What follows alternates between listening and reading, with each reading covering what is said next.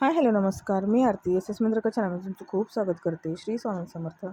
आणि आता पडतोय 2 दिवस झाला आमच्याकडे तर पाऊस. तर थंड वातावरण झालं आणि त्यामुळेच मुलांना काहीतरी वेगळं खाऊ वाटत होतं. त्यामुळे आपण बनवणार आहोत कोथिंबिरीची वडी.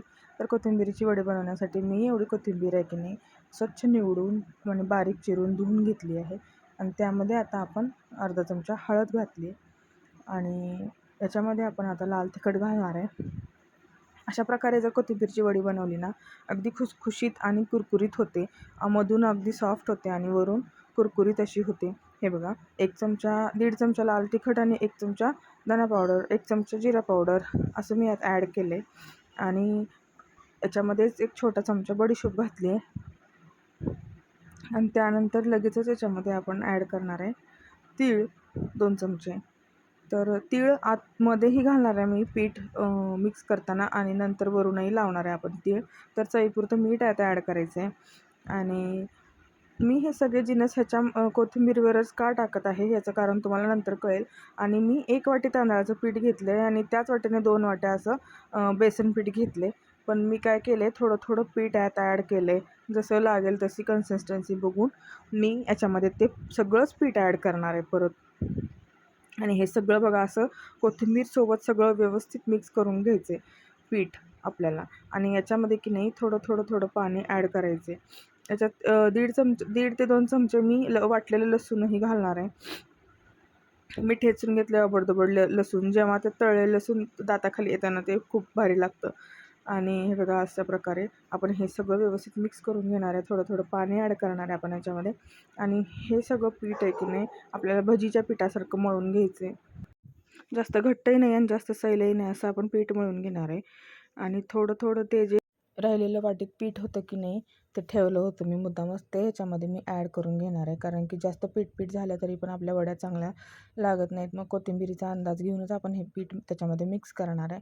आणि आपल्याला हे पीठ अजिबातच घट्ट मळायचं नाही आहे.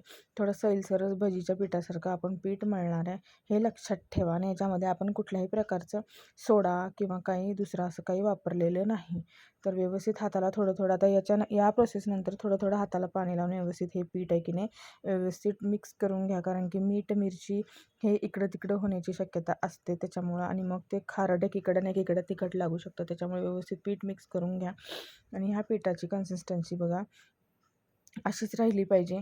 कारण की हे बघा, हे अशा प्रकारचं पीठ आपलं तयार झालं पाहिजे. हे बघा असं असं टेक्स्चर पाहिजे आपल्या पिठाचं.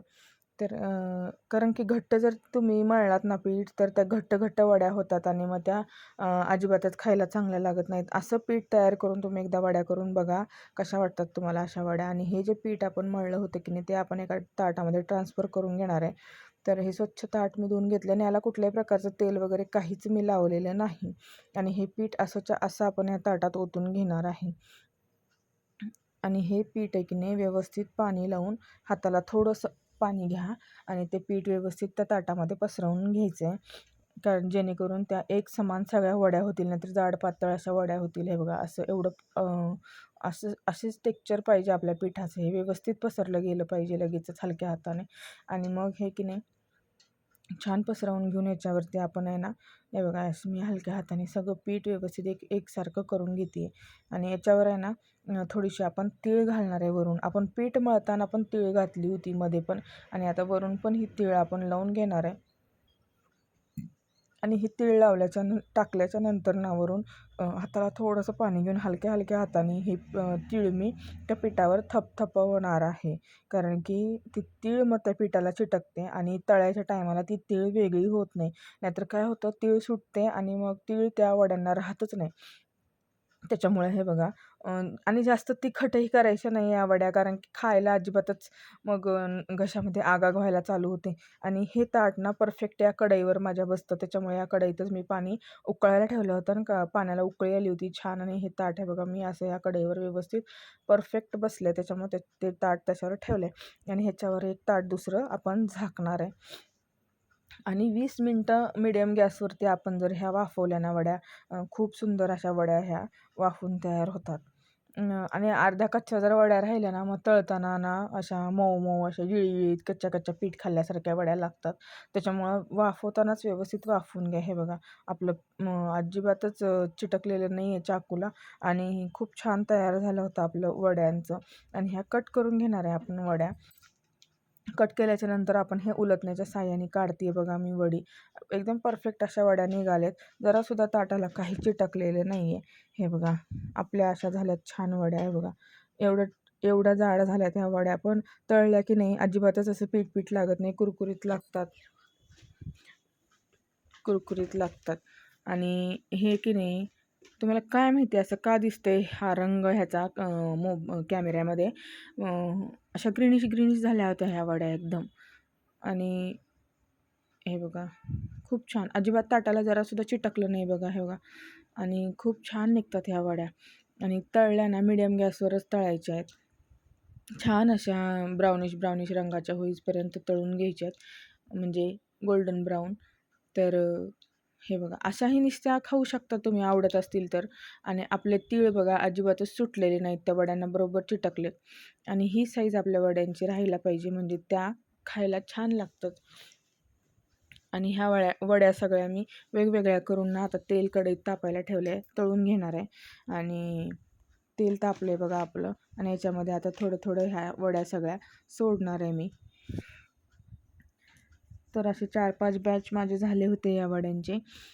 तर अशा प्रकारच्या नक्कीच वड्या तुम्ही करून बघा आणि कमेंट करत जा. कमेंट केल्यावरती काय होतं, नवनवीन रेसिपीज करायला मला पण छान वाटतं. आणि सबस्क्राईब करायला विसरू नका. काय होईल, सबस्क्राईब केलं ना तुम्ही तर तुम्हाला नोटिफिकेशन येतील नवीन नवीन व्हिडिओजचे, जे की मी अपलोड करत असते.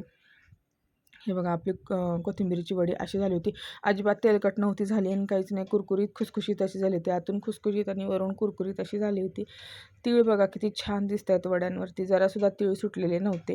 हे बघा क्रंच तर एवढा छान आलेला ना वड्यांना. हे बघा आतून अशा झाल्या होत्या. एवढ्या छान लागत होत्या. मुलांना तर फार आवडल्या. आणि याचं कारण दुसरं एक असं पण होतं की माझे वडील चालले होते तिरुपती बालाजीला. त्यांना डब्यात द्यायच्या होत्या. कसा वाटला आजचा व्हिडिओ सांगायला नक्कीच विसरू नका.